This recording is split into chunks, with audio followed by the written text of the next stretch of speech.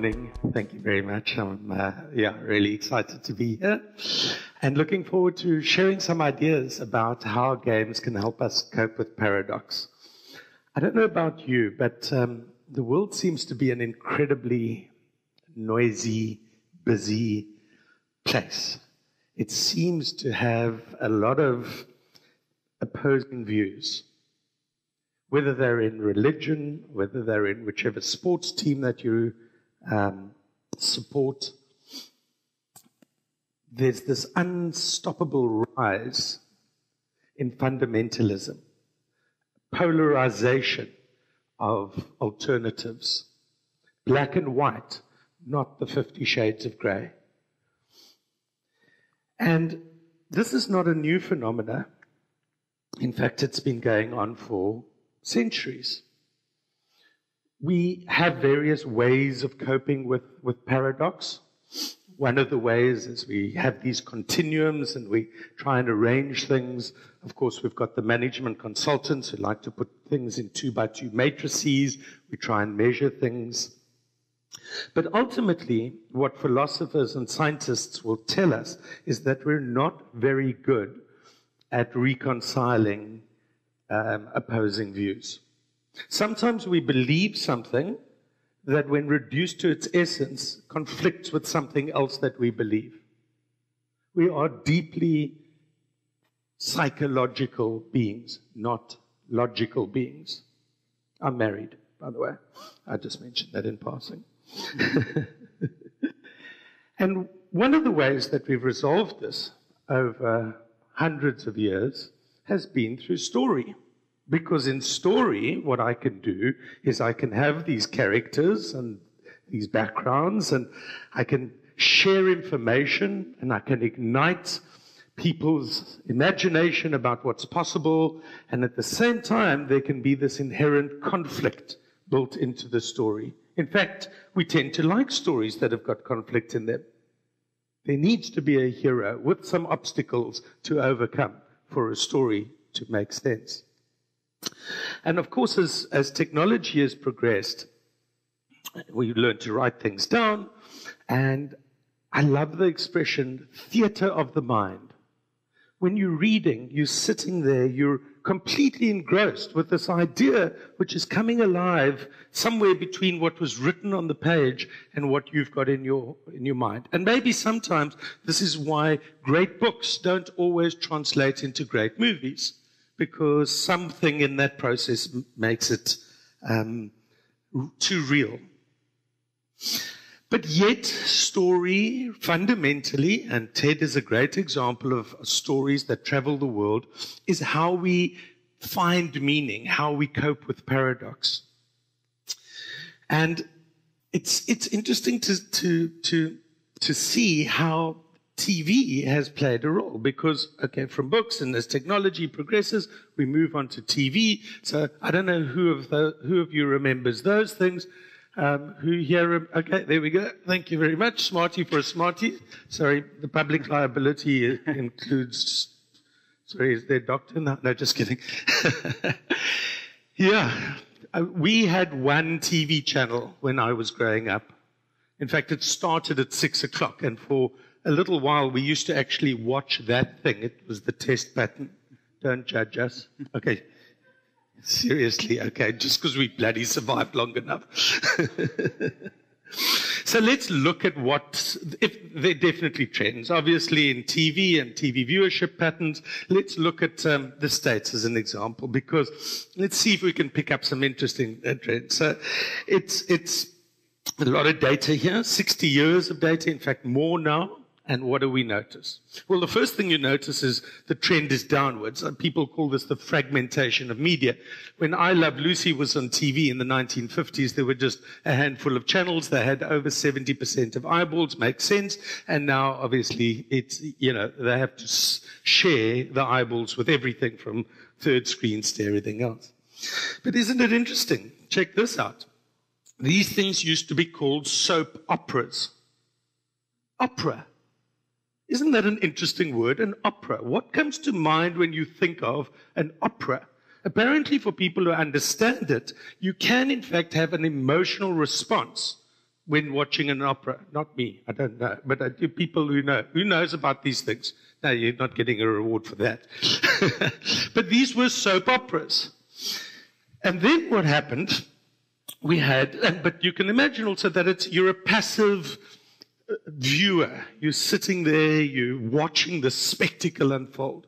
Now comes situational comedies, sitcoms. Now what you need to do is you need to imagine that you are in a situation or that you can identify with some characters.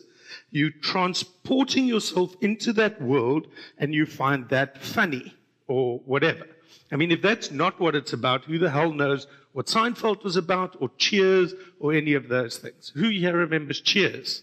What a great TV series was that. Okay, so as time marches on, we had game shows. Game shows. The clue is in the name. Cool. And then, of course, in recent times, reality TV.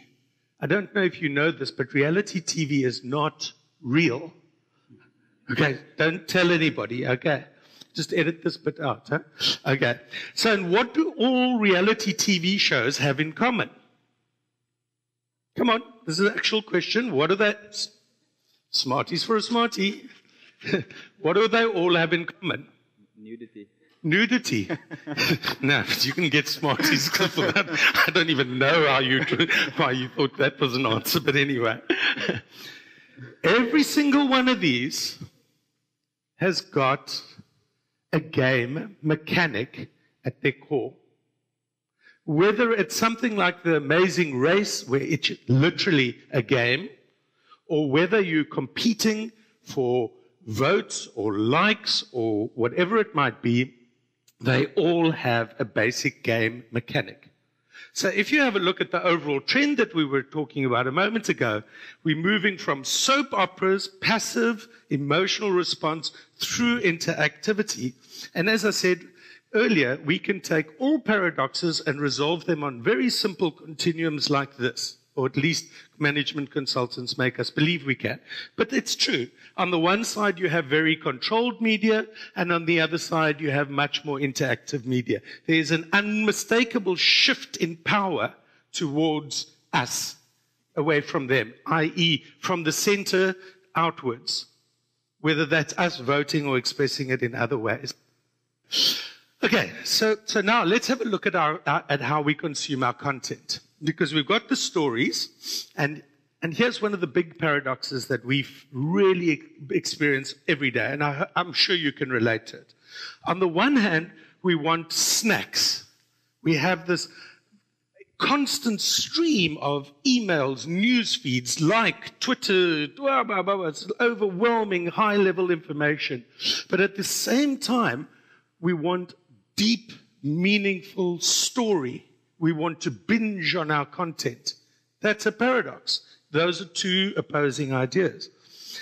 It's relentless. We can barely keep up. I love this one. 19 ways to give Cheetos a more meaningful presence in your life. The answer, in case you couldn't read it, is because they deserve it. Seriously. Somebody got paid to tweet that or put that out there.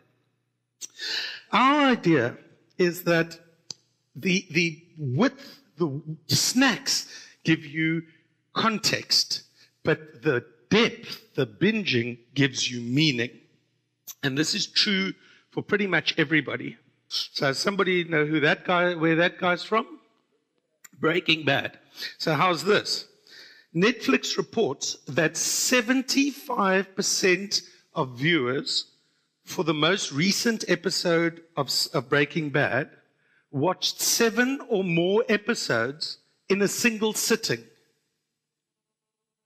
So we're time-starved. We don't have time for anything. We're all incredibly busy.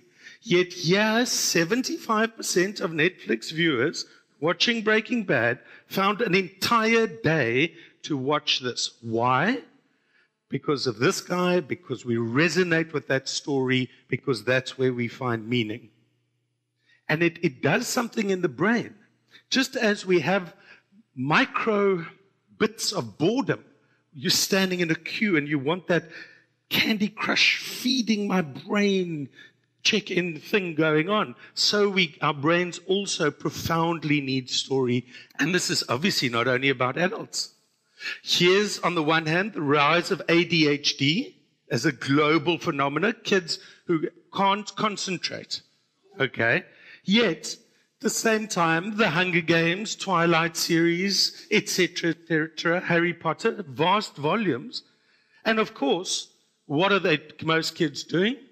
They're spending hundreds and hundreds of hours gaming. 10,000 hours to become an expert. Most of them are expert gamers by the age of 15. And this is the paradox. What are we doing wrong? What can we learn from it? What could we do differently? So games have a very interesting way of resolving this paradox of snacks versus binge. At the top, I've got my mates. I can check in what they're doing. I've got various dashboards. I can see various power statuses here. I've got points accumulating, whatever it might be.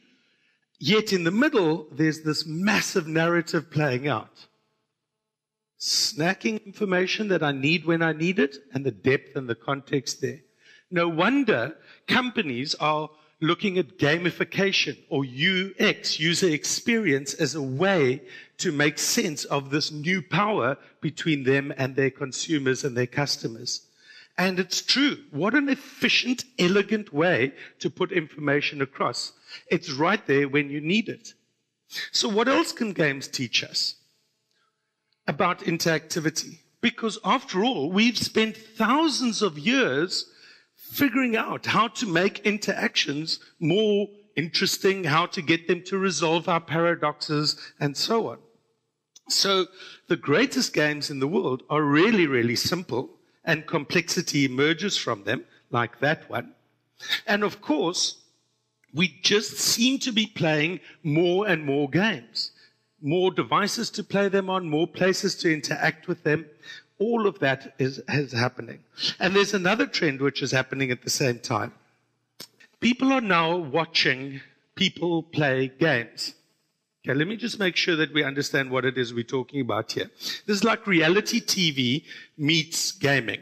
It's called eSports. It's a massive global phenomenon, and around the world, people are earning a living playing TV games. So to the parents in the room, calm down, okay? Your kid might be a future rock star sitting on your couch in his underpants, unfortunately, but nevertheless, he might be earning very big money, or she. So it's unstoppable, it's unmistakable, and it's about the power of gaming to make sense out of these things. Interesting one. The second biggest wiki in the world, World of Warcraft. After Wikipedia, people are spending more and more time sharing information, sharing stories about a game, backstories. 100,000 plus pages. Why would they do that? Why would they volunteer to do that? Games are voluntary activities. That's one of their defining characteristics. The alternative is called work, and then people need to pay you to do that. It's complicated, but you got the idea. Work, play. One is voluntary, one is not. And this is the epitome of that. Okay, so to wrap up, games are the very definition of agency. It's a great word. Agency is the human desire to control that which is around them. So maybe one of the reasons that gaming is rising is that as we fight the paradoxes we found and the noise and the powerlessness we feel, we can assert that here. We can play our game. And that does something for us. Agency. What a great word. And again, agency at work, or should I say agency at play, is what gaming is all about. I particularly like this picture. There's a pig over there. Can you see it in the top left? I'm unsure about how the kid that created this structured this great narrative, but I really am fascinated about what the pig is thinking. And this is what games can do for us. They can help us refine the narrative that we find ourselves trapped in. If we're going to continue to respond to challenges in the world by polarizing our views, black versus white, right versus wrong, we're not going to have a meaningful debate. And so we have the power, we have the agency through social media and other platforms. What are we going to do with it to restructure the way in which our story is unfolding? And that really, ladies and gentlemen, is why we believe games are a great way to take in a lot of information, to deal with snacks and binging, to deal with the content paradoxes, to find interactive stories, and why I hope and firmly believe that games really can change the narrative that plays out in the world to come. Thank you.